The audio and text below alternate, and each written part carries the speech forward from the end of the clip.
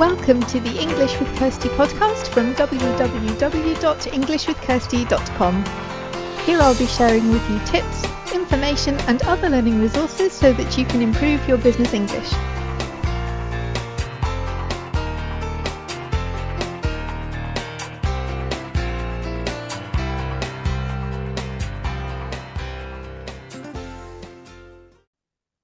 Hi everyone, and welcome back to the English with Kirsty podcast. And this episode has been a long time coming. I've been planning to do it for probably a year now. We started talking about it, but I wanted to make sure that I could bring together a group of people who could all share different perspectives on this topic. So it's not a topic that I see myself as someone who knows a lot about, but I'm here because I think it's important. And so I brought everybody here so that we can discuss. You will hopefully learn some things, and we'll also be talking about some resources at the end. So I will make sure that all of the resources that we talk about are listed on the show notes page. So if you want to read more, we have resources in more than one language. So there'll be some in English and some in other languages too. So depending on which language you speak, you can find out more.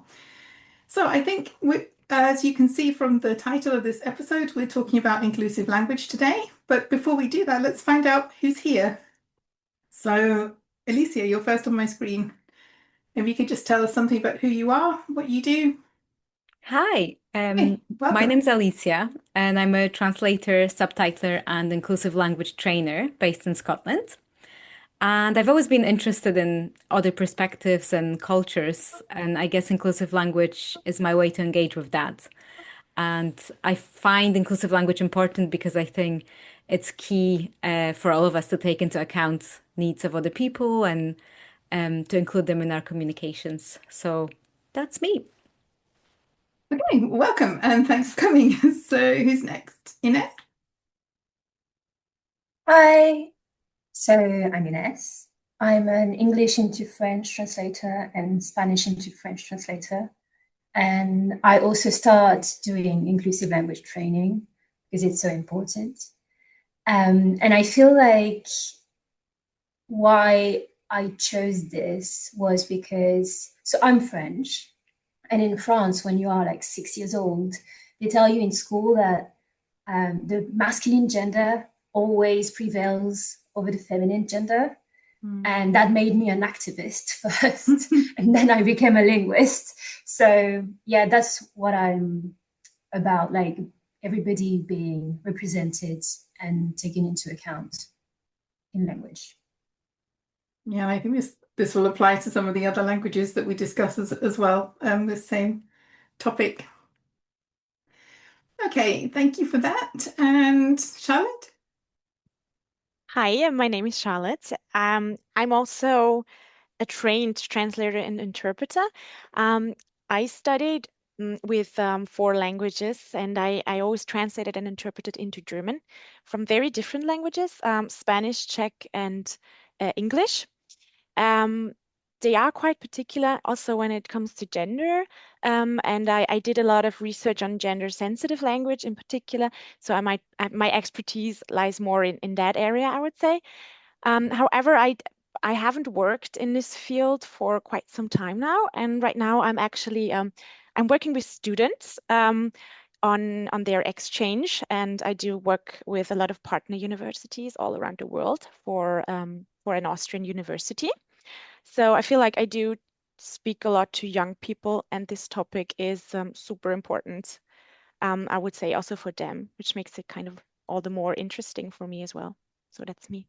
Yeah, we have a lot of trainers here today. That's good. Okay, thank you. And Renata? So I'm Renata Fernandes. I'm Brazilian. I live and was born in the greater Rio de Janeiro area. I am a bisexual and disabled cisgender female, and I am autistic. What else? I'm trying to remember the other marginalizations I'm a part of. Yeah, so I think, first and foremost, I am part of a couple of marginalized communities. I have chronic pain. I have fibromyalgia. I am bisexual. I am autistic. So all my life has been pretty hard on these accounts, but not as hard because of the fact that I'm white and middle class. So I think, inclusion has always been in my life one way or another. Way before I went to university to study English and Portuguese, I already was part of volunteering, and I've always like I've always been interested in making people feel welcomed wherever I go, and learning about people's stories, whatever age they are, no matter what they're, no matter not big, no matter because of their background, because of who they are, and I feel like everybody should be included. And I I am a translator. I am an audiovisual translator, English into Brazilian Portuguese mainly, and I haven't been doing translation so much in the past few years. Not because I don't want to, but because of all of the changes that the language industry has been going through. And I have been an English teacher, and I have students who are not heterosexual. So even like I said, inclusion is still a part of my life. It's still a part of my day to day. When I was when I was a translator during most of my days, I used to use inclusive language all the time, if allowed to do so. And if not allowed, I would make a case, and I would present tons of arguments. Yeah, so I have plenty of guides that I can share with you if you'd like.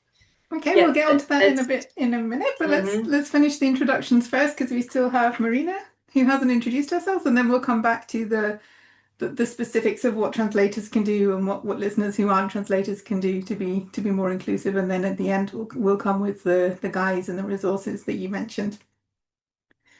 Okay, Hi there. hi. I'm sorry. Hi there. My name is Marina. I'm a freelance linguist working from English and Japanese into Catalan and Spanish, which are my native languages. I subtitle films, series, and documentaries, and also work with NGOs and businesses, translating training materials, websites, marketing content, etc. And I try to do so with like making it as inclusive and accessible as possible.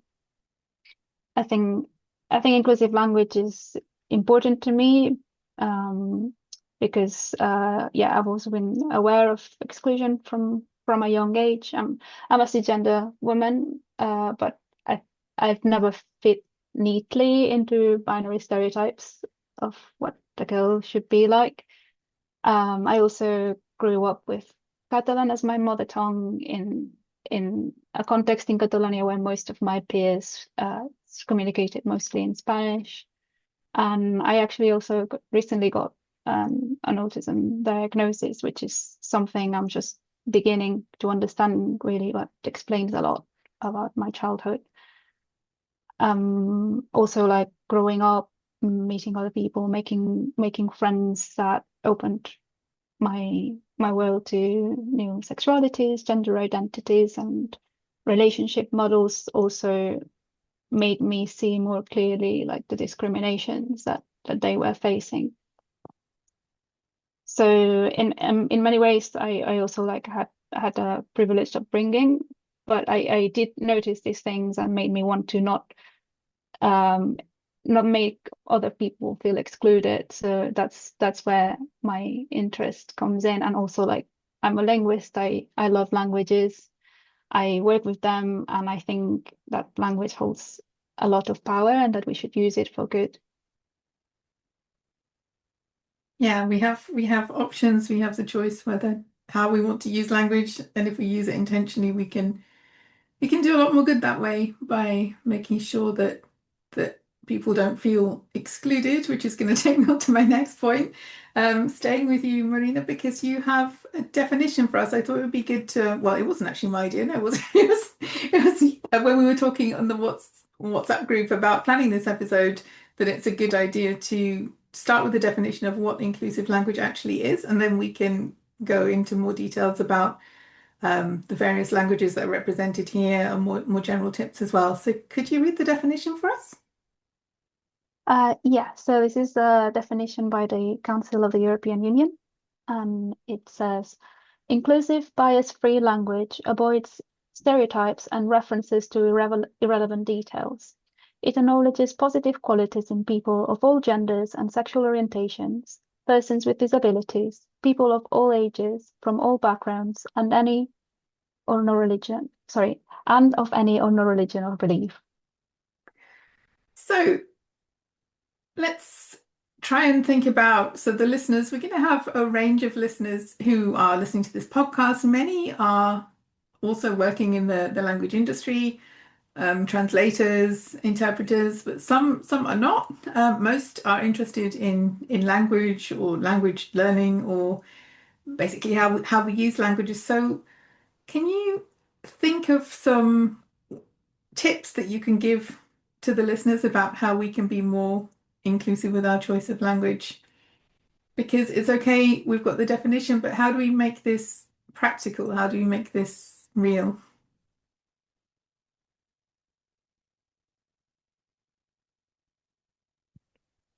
I would say, if I may start. Yeah. So I would say the most important thing is to actually make documents or texts accessible, meaning that everyone is able to read them, that they are designed in a way that we could actually use them. I'm thinking of, I don't know, any assistive technologies like screen readers, or also like braille displays, etc. And then also, like, if the text itself is not well structured or logical in a way, it might also not be accessible. So that comes to mind if I think of, okay, how can we make texts or language accessible? And then also, I'm a big fan of using simple language, because I feel like what we do a lot also in German is that we use a lot of complex structures and sentences for things that we could say in a more simple way. And I feel like if we cannot say it simple enough, we might even not understand it. Like, if I catch myself using super weird language and a lot of complex structure, I feel like I actually don't understand what I'm saying. So I feel like this might be the most important thing. And then I already mentioned that I did some research on gender inclusive language, and I feel like it depends on the context. Because if like the communication has to be efficient, you might want to just use like neutral terms or gender neutral language. However, I'm a huge fan of irritating a bit. So I think it's the most important thing if you want to go out and tell people to think out of the box, get them out of their comfort zones, confront them with something they don't know. I feel like this is the best way to change things. And if you don't want to start off big, like telling your boss how to, I don't know, use gender sensitive language, you could probably start off with like a family or something.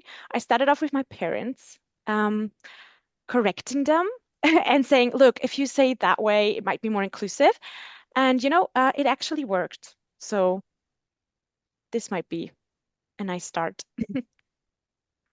To build up confidence before you tell Yeah. your clients that they have to work in a different way.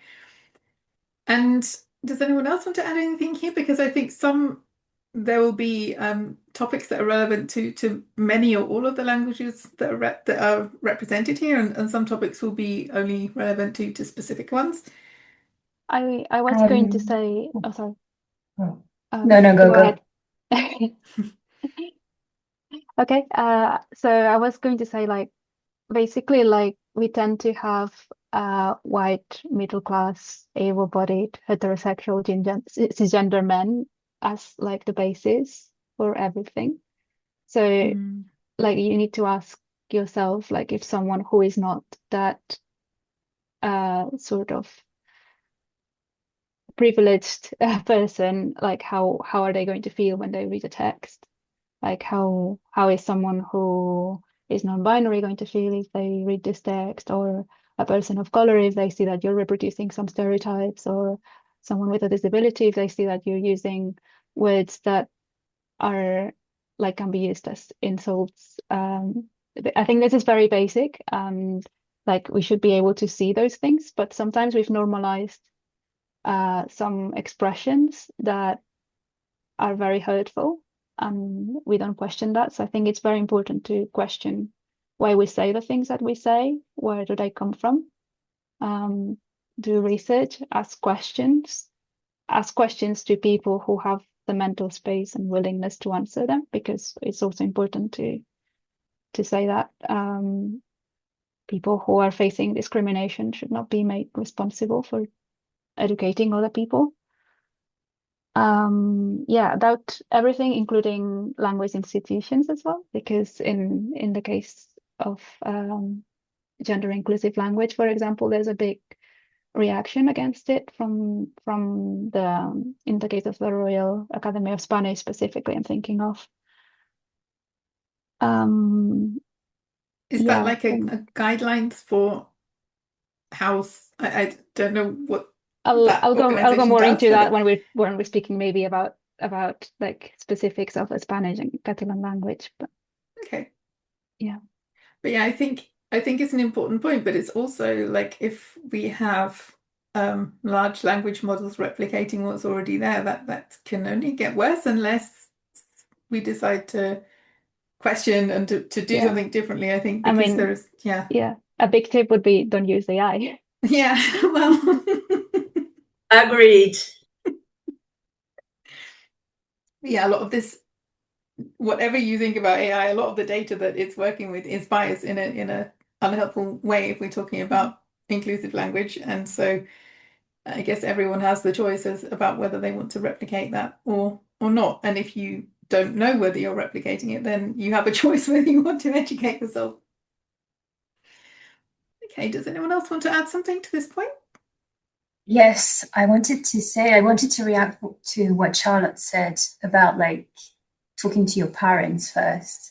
I followed this training a few years ago in Spanish about non-binary and inclusive language. And the person, like the trainer, was saying that a good way of getting used to use non-binary language would be to start with things that are not like people that can't, like, if you make a mistake, it's okay, like your cat, your pet in general, or referencing things in life. And that would make you used to use like neopronouns, for example, or the they, them in English too. And also, I totally agree with what has been said before, obviously. But I think that when we write, we have this responsibility of what we want to put into the world. And something that I ask myself when I write, when I translate, but also when I write, it's like, is what I'm saying supporting stereotypes? Is what I'm saying giving, like, making generalizations about communities? Because that's what we don't want. That's a big part of inclusive language. It's like every individual is an individual, and we can't talk about things that apply to everybody in a community. That's not inclusive. And then I ask, if I want to go further than that, I ask myself, how can I value specific experiences that are underrepresented in the way I talk, in the way I write, in the way I translate. And then I would take the opportunities to value LGBTQIA plus experiences, women's visibilization, disability inclusive language. So yeah, I feel like we have this do no harm, but also like what good can you do? It's not on top enough of just that. not to do no harm. You have to see Yeah. what good you can do at the same time. Yeah. I think it was you, Kirsty, who mentioned like the data is biased, but I also think it's very important to remember it's not just data, it's like we are all biased. So the data is biased because people who like work on large language models are biased themselves. And us, even though we're all talking about inclusive language now, we will all have our biases still. So I think a kind of important thing to do before you even kind of start, educating others is trying to actually realize what biases do I hold. And, with every text you're translating, it will come out somehow. Like it could be like a little word, like we've all kind of talked about it a little bit already. But I think it's important, like every time we do a translation work, translation project, we're always told at uni and, when you're starting, take a moment of breath, like leave the text for one day if you can, come back to it. And I think it's not just for revision, just to make sure there's no like mistakes, like grammatical stuff, but I think it's also good to kind of, if we can, whatever we've written or translated, leave it for a bit, kind of come back to it and try with like fresh eyes to see, did I maybe put like a stereotype in there? Like just try to look at our text, not just from the point of view of like mistranslation or right translation or grammatical error, but also like, is there something like behind there that I've not picked up on or introduced, if that makes sense? And what about if there's something that's in the original text that is doing that? So where is where is the line between? Yeah. Well, depends. I personally believe that sometimes a lot of the times it's not on purpose. So I like to speak to my clients and kind of ask them, oh, did you mean to say that? Or sometimes I translate it without the stereotype. Let's say if we're talking about stereotypes and put a comment in saying, in Polish, it wouldn't really mean that. Also, maybe you want to take a look at the English copy just to say it in like a nice way. The same as if your client made a typo, you would also like tell them. I've never really had a bad experience with that. I don't know if anyone else has. I think it also depends on what the subject is. And but yeah, I think clients mostly have been quite happy when I pointed something like that out. But I'd be curious to hear what others have to say about that. Yeah. Yes, same for me. There was one time where one of my clients that is an NGO and is like against racism and for inclusion and stuff. And they used American to talk about people from the US or America to talk about the United States. And I was like, yeah, can we change that? Because America is like a whole continent and the United States is just a part of that. It's a country, and talking about America instead of the United States, it supposed the stereotype that America has power over the whole continent. And they were like, oh my God, yeah, that's true. We didn't think about it, because at the end of the day, we are the linguistic experts and they know that. And we know that. And that's also part of our work, I think, to say, well, that maybe that's not good enough for your point of being inclusive. I guess there's also the situation of when working with fiction, you might find like characters who are using like type of language that we would not consider inclusive, but that's part of their characterization, and then it's when we don't have to, we have to respect that, we have to keep it the way it is, because that's part of what that character is doing, right?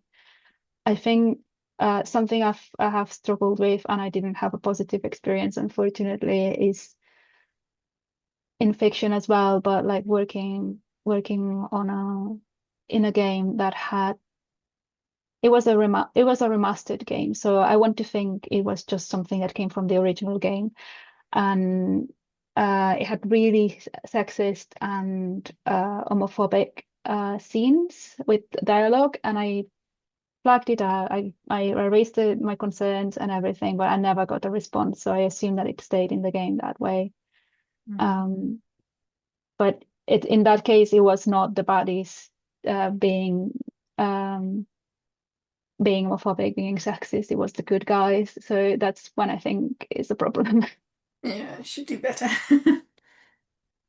Yeah, but you raised your concern. I did, yeah. I agree with Marina there. I was thinking of more of the context of interpreting, where it's obviously a bit more, time sensitive, where you might not even be able to raise your concerns, and then you really have to decide in like seconds, really. So when I did a traineeship in the Parliament, in the European Parliament, and it was very interesting because it's very political, obviously. So I would say it's very important. I agree with Marina there to leave the sexist comment there, because if we know that this person actually said something like this, and if you are sure as an interpreter, obviously you have to be sure, I would definitely interpret that. I want people to know what just was how just bad said. the comment was. Yeah. But but I also agree. I find it very nice to hear that you have also had positive experiences when you talked to your clients when translating. I'm very happy to hear that. I mean, I'm not working as a translator or interpreter right now, so I couldn't say how it is right now. But I feel like it is a thing in the European Parliament. Unfortunately, as I experienced it, gender sensitive language at least is not a thing. Because they always talk about, being efficient, even though I don't think that gender inclusive language is not efficient. It's just wrong. I feel like, but people, they don't care for this. They care about, politics, getting their agendas through. So, I just wanted to raise that, in interpreting, it's a bit of a different story, I think. And it's also like a kind of an ethical question, really, sometimes. What do you do, right? So depending on the context. I mean, look, if someone asked me to interpret like a right-wing party in Austria, I could say no from the beginning. But if I'm sitting there like in the parliament, and if the parties kind of, get into a discussion, you can't really butt out there. You're not there in the booth saying, okay, look, I'm stepping out right now. This is too much, because it's kind of your responsibility, right? So. For everyone who doesn't understand what they're saying to Exactly. also understand what just happened. Yeah. And I think with translation, there's more room for negotiation. Okay, maybe your client doesn't listen, but it's not the final product until it's been reviewed and agreed on, whereas with interpreting, it's a lot faster. Renata, you were saying that you had discussions with clients about this in the past. Do you want to share anything about your experiences with that? I was remembering a discussion that I had with a client, and there were two project managers. The translation I was performing for them, and still am. They had been my client for over 5 years, I think, and it's a website translation, a website localization translation client. And their product has to do with HR services. It's sort of like an HR solution. So they in their on their platform, they have the possibility of letting candidates, of letting job seekers make their own profile. So they have created many segments to be translated that contain the she, he, and they parts, right? And then I told them, okay, so we can use neo pronouns, or we can, I don't know, maybe think of something that is inclusive but not gender neutral language. And then I remember that the first project manager a couple of years ago, who is not the project manager now, she said that they couldn't do it at the time. Basically dismissed me and said that they would go with something like using the feminine gender, the feminine grammatical gender for the they component. And then I don't remember what I did in my last translation for them because it has been so long. But I do remember that in a couple of translations I did use the feminine grammatical gender pronoun, even though I didn't want to, just because they told me so. Because basically I was told to do it. So even though I didn't agree, I realized it was a battle that I wouldn't win. So I'm not saying that this is something that I would do now, but this is something that I did a while ago. And I think it's very hypocritical of them to have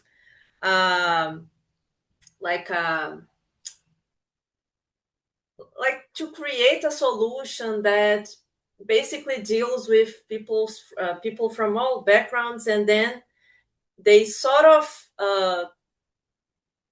include you in English, but when it comes to translation, no, we like inclusion, but not so much. We can't go there because, I don't know, in Spanish we have the Royal Academy, and in Brazil we have the Academia Brasileira de Letras. So it's like, okay, so you can include in English, but you can't include people from other countries or other parts of the world. I think it's hypocritical, and I hope that they change that soon.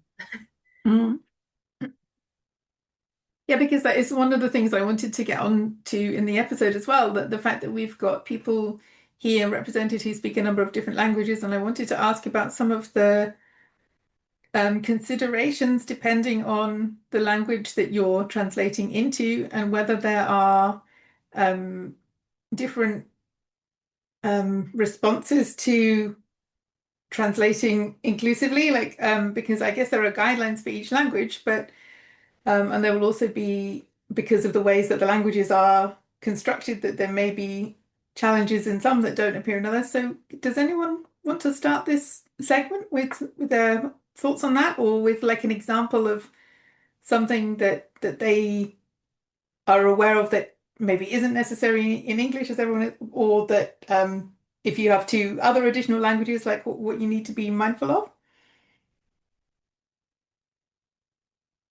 So when I was introducing myself, I didn't actually say what language I was translating into. I just realized. So I am Polish, and if anyone knows about Polish language, they will be aware it's super, super gendered. Like even in the verb, like our past tense is gendered. So it's like, yeah, it's very problematic if if you're trying to translate stuff. And that's how I actually got into got interested in it, because a lot of the time I was like reading ads, like posters somewhere on the bus, and it was all like in masculine, and it was just like making the 15-year-old me very angry. I was like, this is not for me. So I think the gender issue, obviously inclusive language, as we've discussed, is there's so many different aspects to it. But for Polish, I think a lot of discussion is about gender because it's just so hard. But what kind of struck me when I started translating, like my first client was an agency that was mostly localizing apps. And I made it my mission to basically rewrite things in Polish so that it's kind of for everyone. So it's not just like a general masculine, like the same in French and in many other languages. You're taught that like the masculine form is the form that includes everyone. And obviously it doesn't. What I've realized that it's actually not that like difficult to do it in a gender neutral way if you just put a little bit of thought into this. Like you can swap the grammatical tenses, like change it a bit. For example, in Polish, as I said, it's the past tense. So a lot of the time, if I can try to change it into like present tense. So, for example, rather than, this is going to sound weird in English, but like, did you forget your password? I would say, can you not remember your password? And you can say it in like a gender neutral way, or you can swap the subject of the sentence. For example, that again will sound weird, but did you like our shampoo? That would be gendered. You could say, did our shampoo, I don't know, enchant you? I know that sounds weird. That sounds weird in English, but it would sound okay in Polish. And I've just, I think a lot of the time people, when they hear inclusive language, especially in the gender context in Poland, they start freaking out like, oh, you're going to make our text very long and it's going to be unreadable and all the special characters. But there are ways to do it in a way that you're gender neutral without actually, like, people might not even realize you're doing it. I don't know if that makes sense. That's what I was hope going it for does. because I wanted to show people who maybe haven't thought about this before, Yeah. like practical things that they can do, because I want people to go away from this podcast episode with some implementable tips. I know we're all talking about different languages here, but that would, that would work in a number of contexts. So yeah, I was meaning things like that, how you can rewrite sentences to make them less problematic. So if anyone has any other ideas or Yeah. I'm sure some of you will probably do the same with adjectives and then you change it to nouns, but I don't know if any other languages represented in this podcast have like verbs that are grammatical. But you In Yeah, in Brazil, we French we don't. do.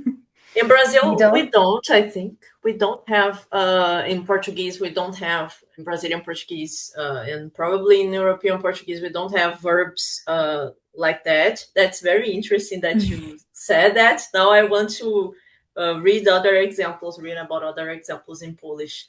So I was thinking about an example.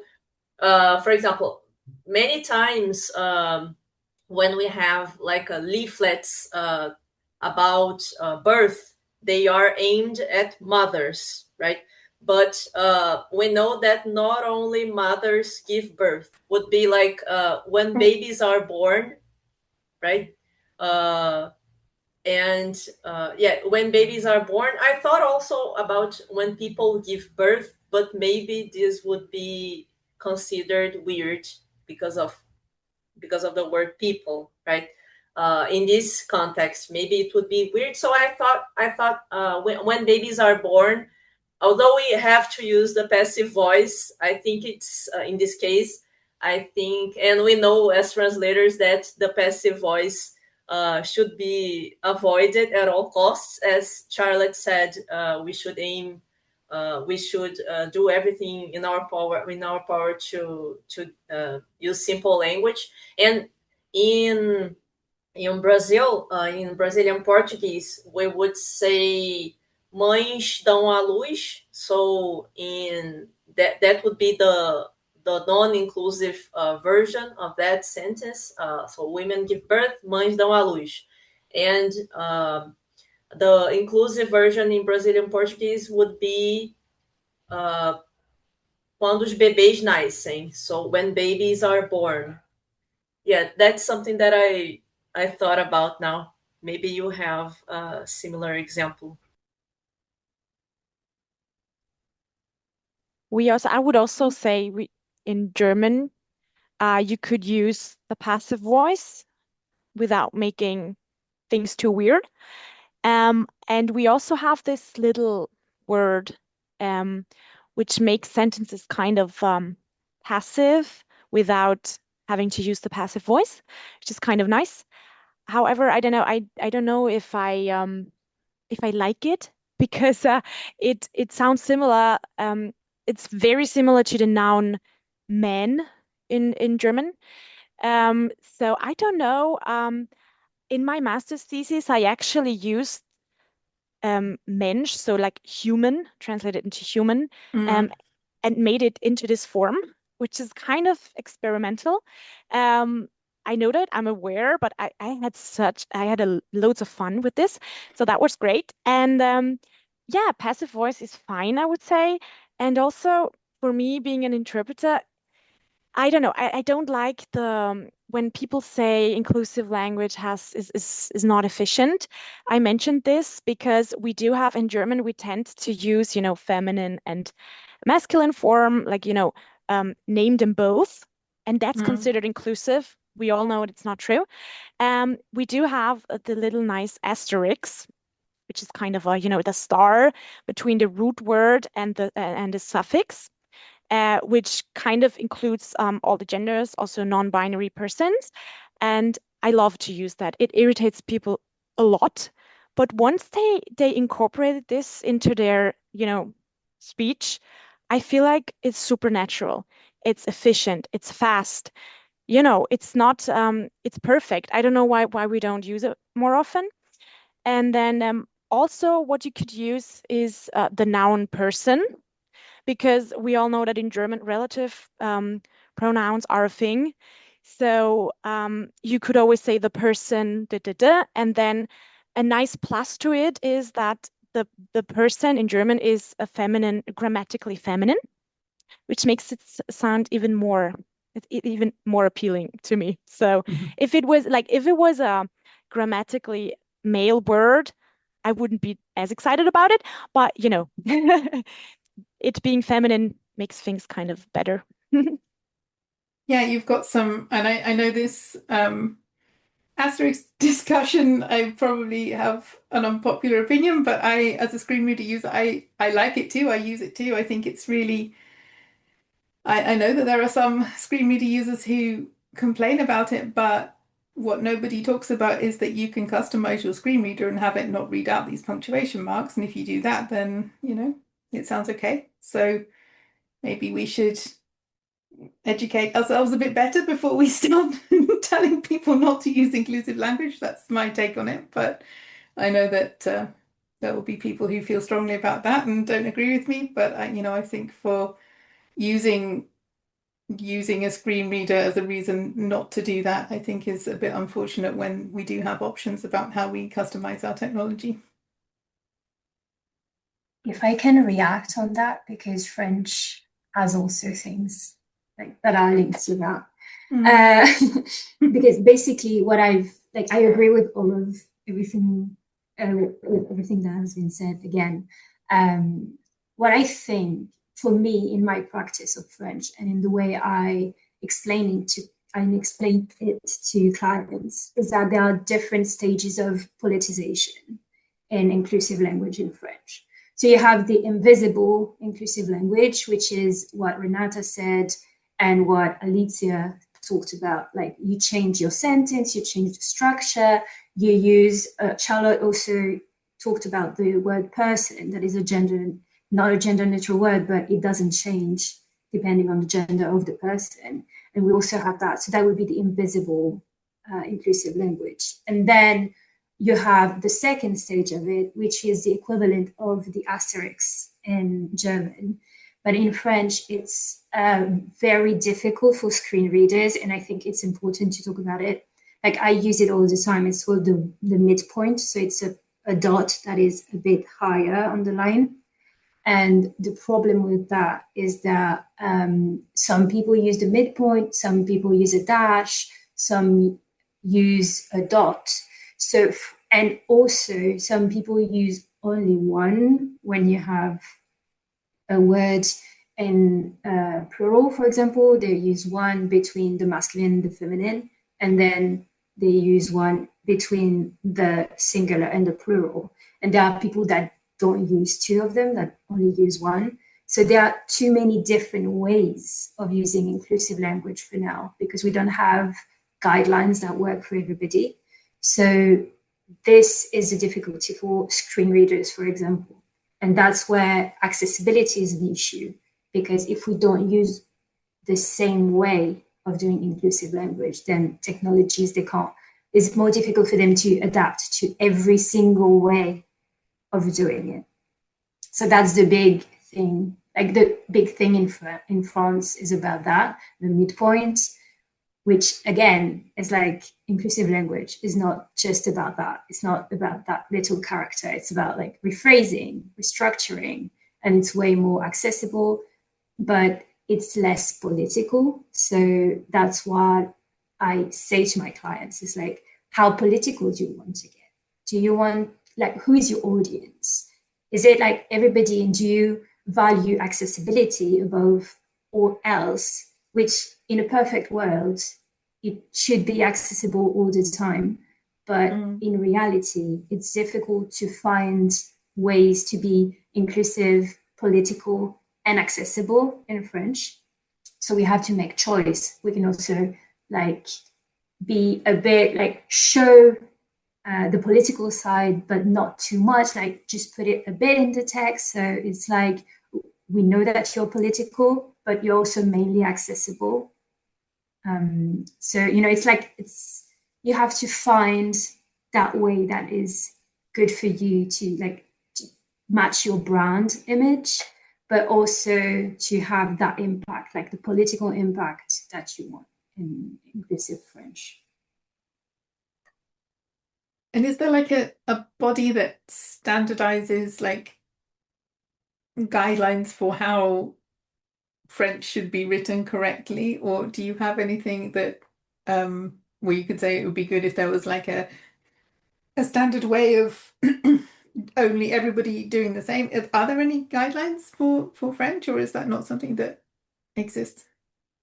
Well, unfortunately, we have the same thing as the Real Academia for Spanish, and it's l'Académie Française, and they are really against it.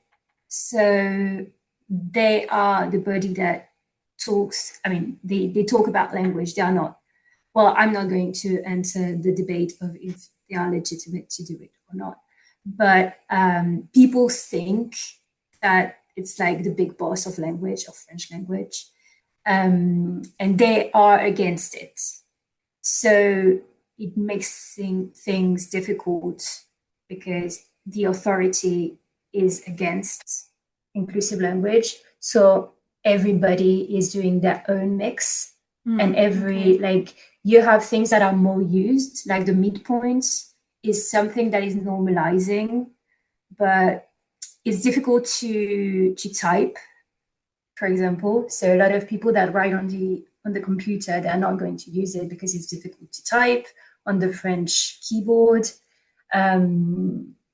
So yeah, there is no authority that has guidelines. It's like some organizations that are going to offer guidelines, but even inside organizations, sometimes you don't have an homogeneous way of doing it. So yeah, we need that, but we don't have it because of this refusal from the authority to get into inclusive language. Okay, it's more challenging because everyone's on their own path to find what they think is a good solution, and yeah, it's challenging. How is that with Polish? So we don't have an academy per se. There is an organization that is supposed to, they're not like prescriptive, but their role is to observe and comment on the language. So rather than like saying this is the rules, they would be like, oh, okay, nowadays people are doing this and there are these two forms. But the problem with those, with this institution is, which I'm sure for many, many different languages, is it's mostly run by like older white dudes. Yeah. So recently there's been, for example, a lot of discussion about the word that is basically like the N word in Polish for like black people. But because we have a different history of slavery, for a lot of people, it would be like, no, that's just the word. It's like normal. But finally, this Polish organization a few years ago, after Black Lives Matter protests, started also like discussing this again. And I think they are getting a little bit more like liberal and so finally, the discussion about that word was kind of more like, I know that many people have been using this word and they don't mean anything bad with it, but actually for Black communities in Poland, it's a hurtful word. So probably best not to use it. So I think they are starting to be a little bit more kind of open to criticism, and I think they have a few younger members now as well. But I think we're at this moment in Poland of like what I said, like the kind of old white dudes start to feel like they're not relevant. But it's this kind of like in between of like how do we move on from here? Like, and also the fact that someone's like a bit older doesn't mean automatically that they are like not wanting to be inclusive. So there's a lot of discussion with that. I'm not quite sure how to really explain this well. But yeah, there's a lot of resistance, and I think a lot of resistance is because people are worried that they're going to be called racist or like sexist, etc., or that they're just worried that they're going to make a mistake. And I think that's also what holds people back a lot of the time, that people, just have this mantra in their head, like you can't say anything these days, but I think they're just like embarrassed that they're going to make a mistake. And I think sometimes it is an issue of like how people call other people out. And the fact that someone makes a mistake or says something that's not inclusive doesn't mean that they actually want to hurt other people. They just used to that word and they don't understand, they don't know that that's not how you refer nowadays to people. So I don't know. I just feel we all need to be a little bit more like distinguish between someone who actually wants to hurt someone and someone who said something because they didn't realize that's not how you say things nowadays. Yeah, I see that in my language classes from time to time, that people will say things that like, oh no, don't say that. But I mean, it's about the intent, and I will point it out because I don't want them to say it unintentionally somewhere else, but to give them the choice. Like I'm not going to say, oh, why did you say that? Nobody says that. It's not okay. But at the same time, I will flag it because I want them to learn or to know. And sometimes people um like there's a sometimes people, other languages adopt English words that we no longer use or are no longer okay.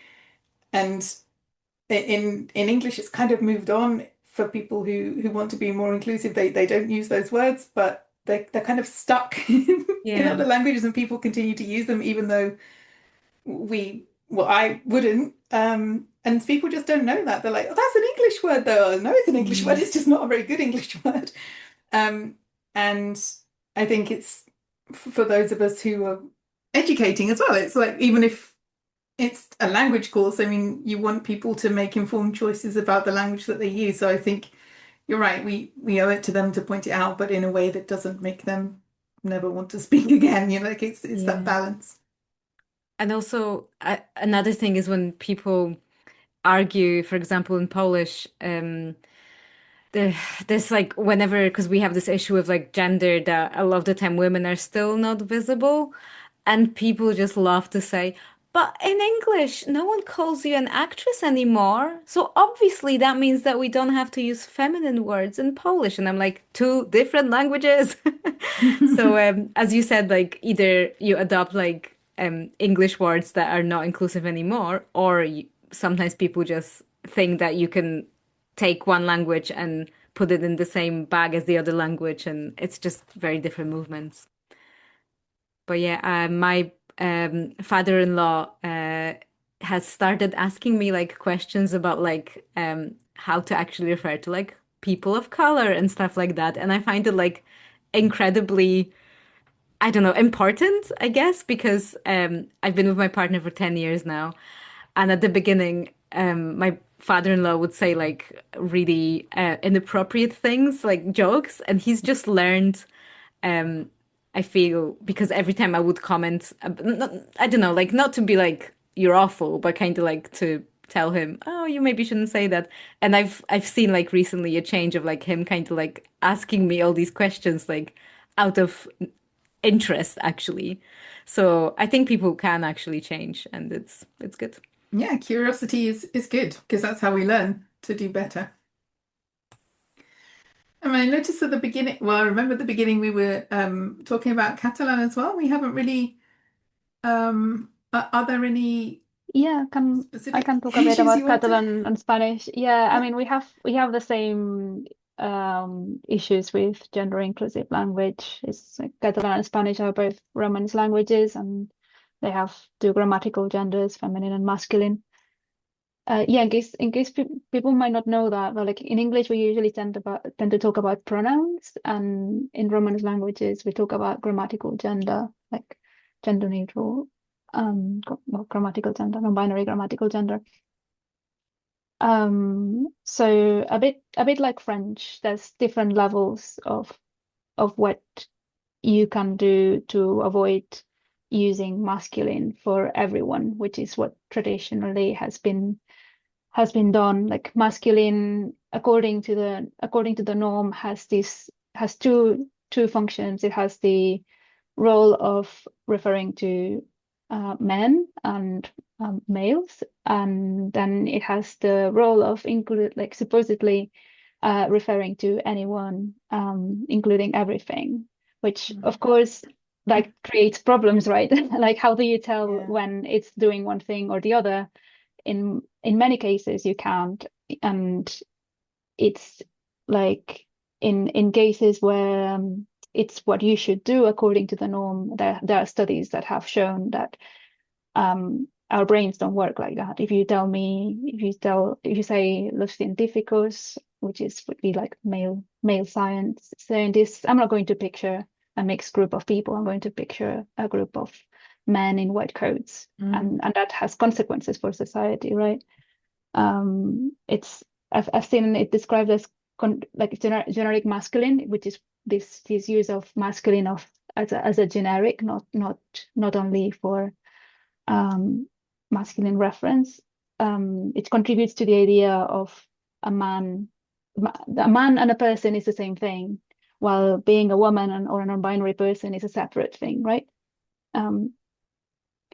So, well, we have this problem in all Romance languages. That's not exclusive of Catalan and Spanish. Then the ways of going around that, one is the invisible rephrasing, using words that are they don't change, they don't have grammatical gender that changes, which is it's been called indirect non-binary language as well, by it's a classification by Artemis Lopez, who I think might be the one who was saying about the cats, about your cat. Your cat is Yes. non-binary. Yeah. So that's the invisible rephrasing that most clients I find want nowadays. Like they want you to use that, but they are not. Most people are not ready to go to the next level, which would be the so let me backtrack a bit. So grammatical gender in Catalan and Spanish, as well as other languages, it's about the word terminations, right?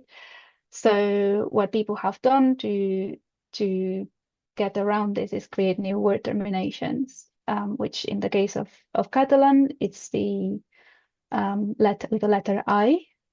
So that would be you use the feminine form of the word, and then you substitute the ending for the letter I. So for example, translator would be traductor, traductora would be female translator, and then traductore in Spanish would be like non-binary translator. And in case of Catalan, which it's the same, traductor, traductora, and then traductori. Okay, it's good to have the examples, especially especially for speakers of the languages too, but so that we can see how it works. While the Catalan institution that runs that regulates the language has not been so vocal against it, they still are not okay with it. But I think I want to mention here that with Catalan being a minoritized language, like not accepting the reality that non-binary people exist and that they need to talk about themselves, like it risks losing speakers, which it's already happening. People are switching switching to Spanish or even to English, because they offer like more widely accepted ways of referring to themselves. So I think everyone who loves the Catalan language should see these changes as a sign that the language is alive and that it's good, instead of seeing it as a threat to the purity of the language.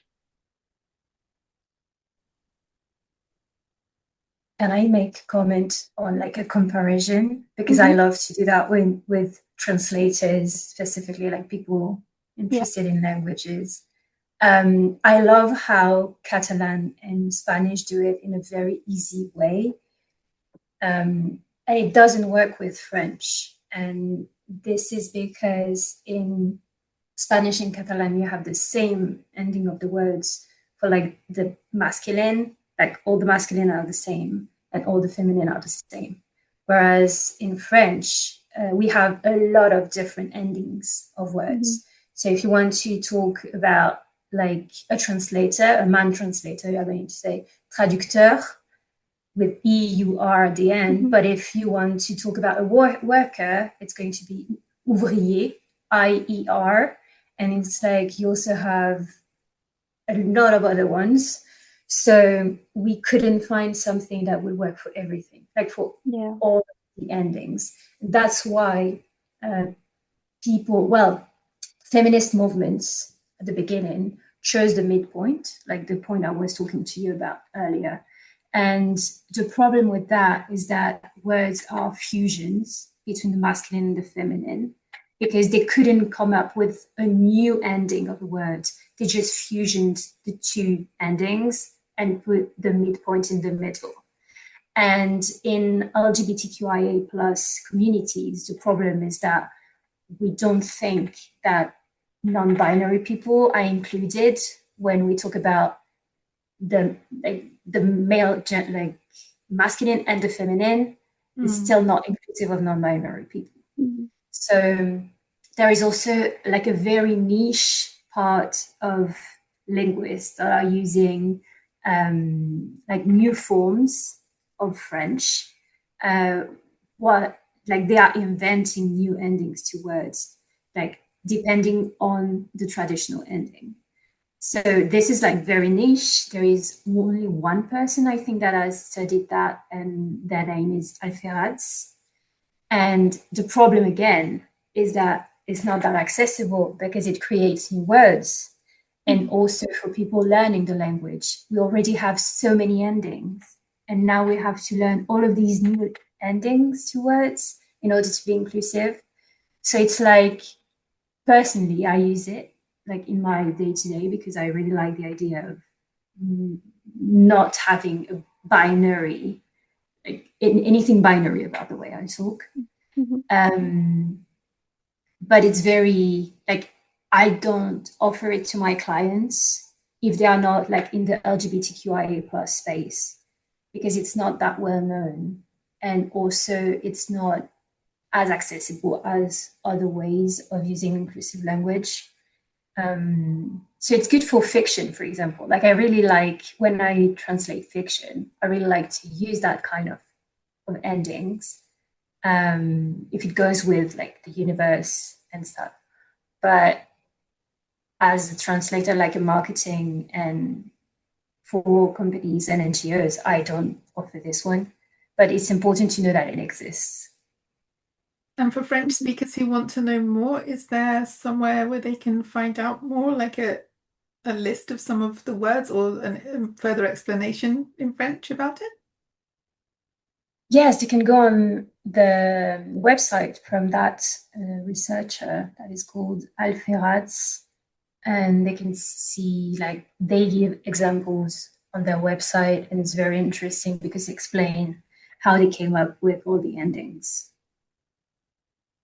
Okay, so we're gonna do that anyway to have like a list. It's not an exhaustive list, and if any listeners want to add some more entries to the list, I'm happy for you to send me other ones that you're aware of for other languages. But I think it's good if we can have some resources on the page for this episode, So we'll include, I think all of you had some ideas. I don't know if you want to mention them now, but even if you don't, I will include them because I think it's important for people to be able to go and read up and inform themselves more afterwards if they want to do that.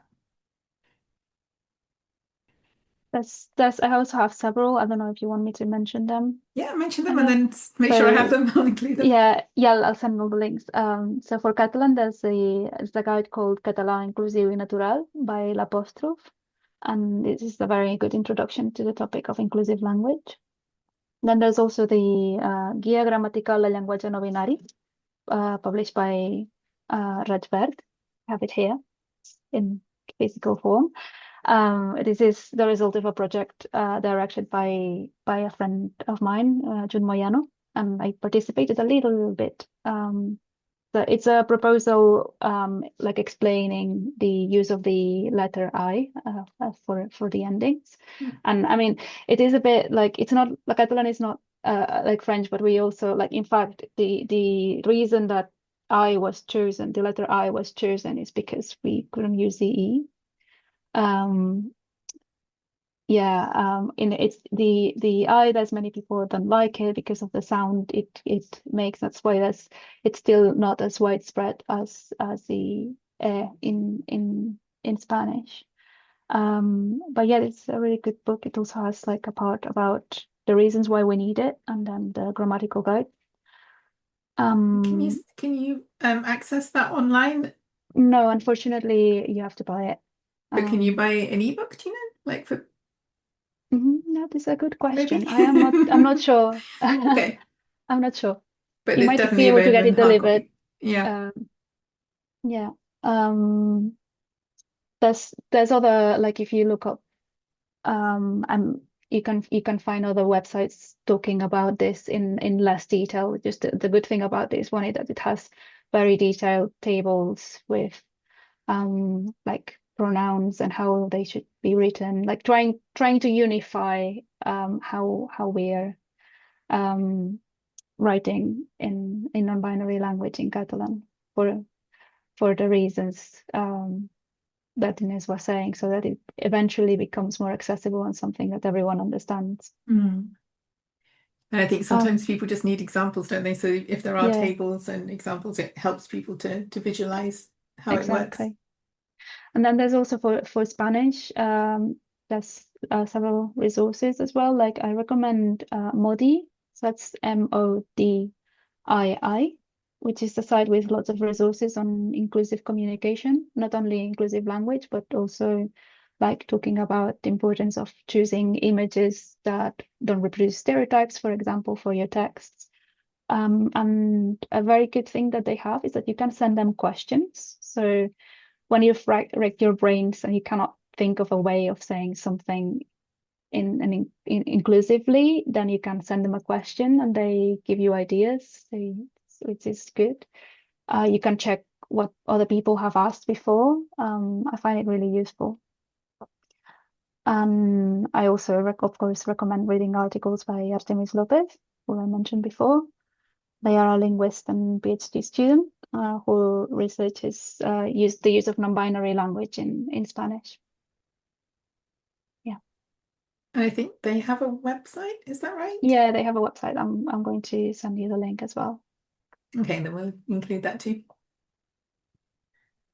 And Okay. then I just wanted to quickly mention that I've just looked up some very practical guidelines. I hope that's okay.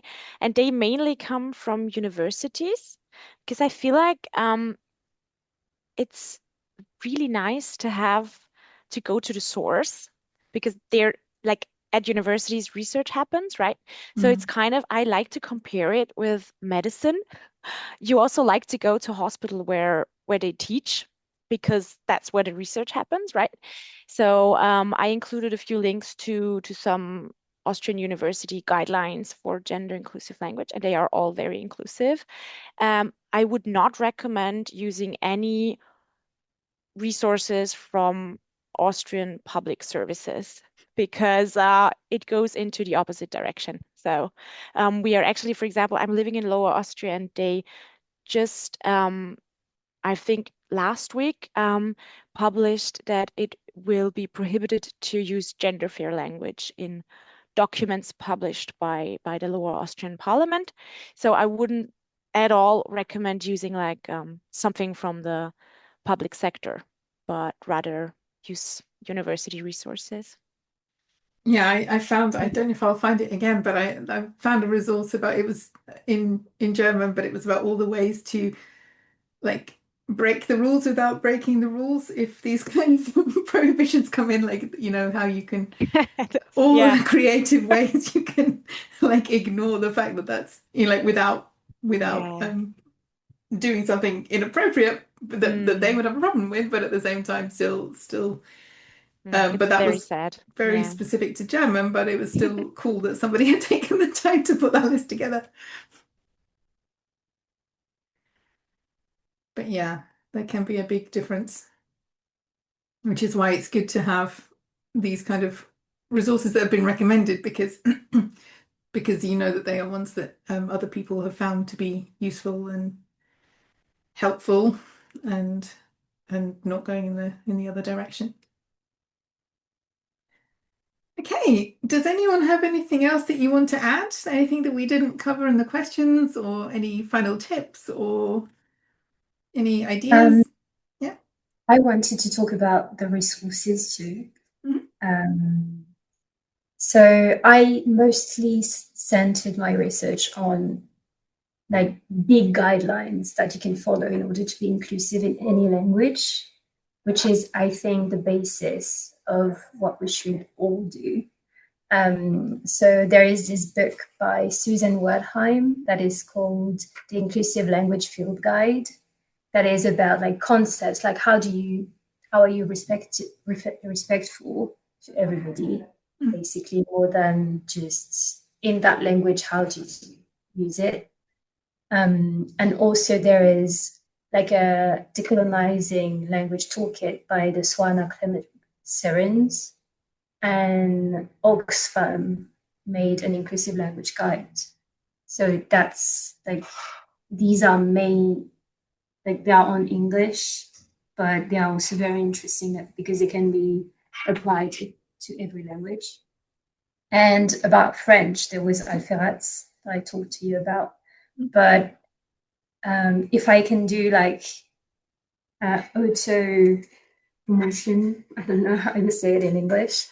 I do a lot of content on inclusive language, and I have a blog and I have a LinkedIn account where you can find a lot of information. And anyway, if anybody has questions about inclusive language in French or in Spanish or in English, yeah, I'm happy to be connected and answer all questions. Okay, that's good to know. And if anyone has any, not everyone here in this room today uses LinkedIn or likes LinkedIn, but if anyone has either a LinkedIn profile or somewhere else where you like to spend time, if you want me to add them as well, I will, so that listeners can get in touch and ask any questions or connect with you so that they can follow you and follow your content.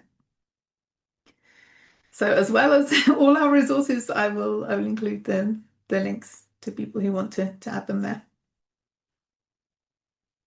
And thank you. I think because like we mentioned being curious before, like a lot, sometimes we don't know what we don't know, sometimes we do know what we don't know and don't know what to do about it. So the more we can offer people options for where to find information that will help them, then the better, because that gives them the chance to go and read or to. And the nice thing about LinkedIn is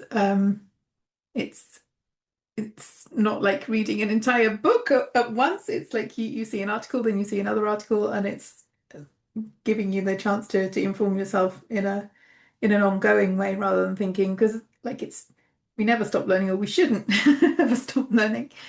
And yeah, I think it's good to be connected anyway, but also to find people who are regularly producing content.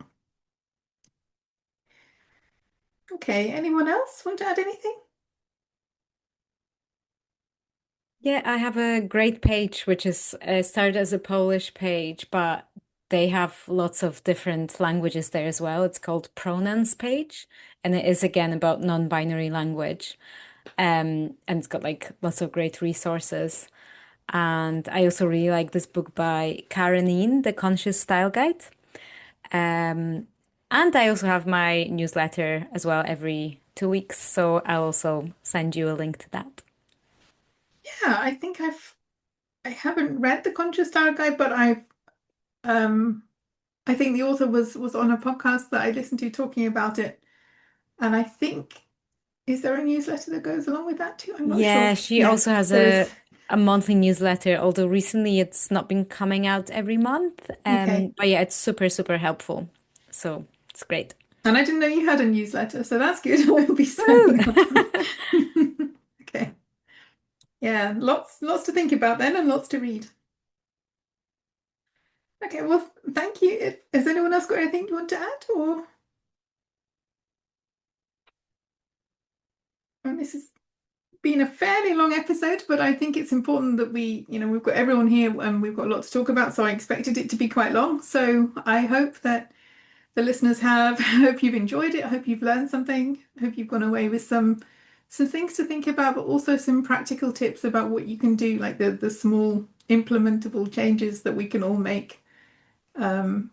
Because I think sometimes, some people are just opposed to anything inclusive, but I think more people are probably a bit unsure about what to do. So hopefully some of the tips and advice and resources given here will help people to know where to start and show people that it doesn't have to be as complicated as they may have thought it was. So thank you, everybody. It's been really good to get to know you. And yeah, maybe we'll do it again, because I think there's so much more we could talk about. Maybe there'll be a part 2 sometime in the future. But for now, thank you for everything you've shared. And let's stay in touch. Thank you. Thank you very much. Thank you, everyone. Thank Nice to meet you all. I hope you enjoyed this episode of the English with Kirsty podcast. If you have any questions or comments, my email address is kirsty@englishwithkirsty.com, or you can go to www.englishwithkirsty.com/podcast, where you'll find information about the individual episodes.